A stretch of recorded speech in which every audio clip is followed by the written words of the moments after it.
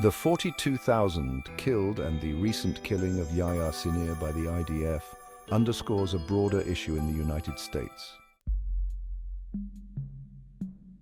Foreign policy, its unwavering support for Israel, driven by self-serving geopolitical interests.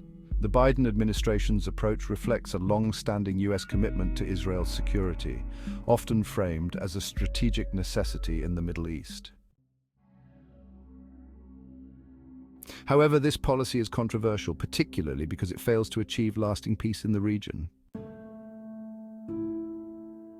In the United States, the influence of wealthy, politically connected Jewish elites is frequently mentioned in discussions about this unwavering support.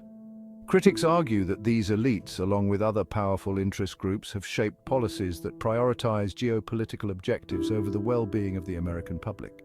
Despite its huge ongoing military spending and heavy national debt, it is the country with the largest number of billionaires globally.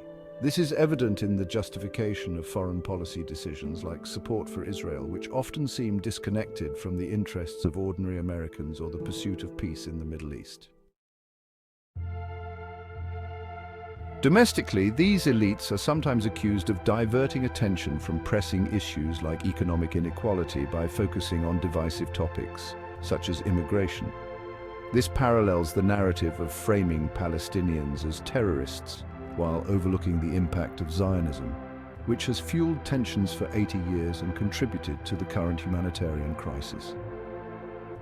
Immigration debates often serve as a distraction, shifting focus away from the widening gap between rich and poor. Instead of addressing systemic inequality or wealth concentration, elites use these debates to deflect blame onto outsiders, perpetuating a cycle where real socioeconomic issues remain unresolved.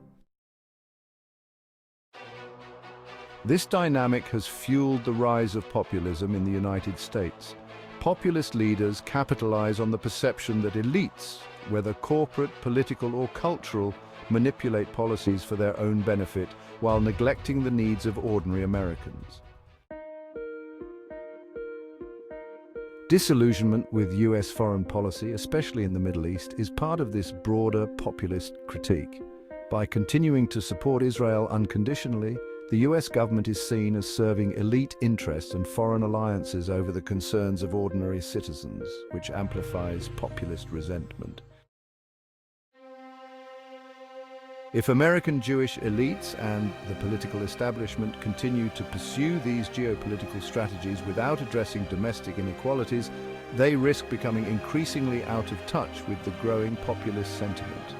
This sentiment not only calls for a re-evaluation of foreign policy, but also demands action on internal issues like economic inequality and political alienation, which are eroding the social fabric of the nation. For those who are unfamiliar with American society, these dynamics can be understood through the lens of its social structure, the electoral system, the elite class, and the proportion of immigrants in a capitalist Darwinian framework, where survival and success often favor the few at the expense of the many.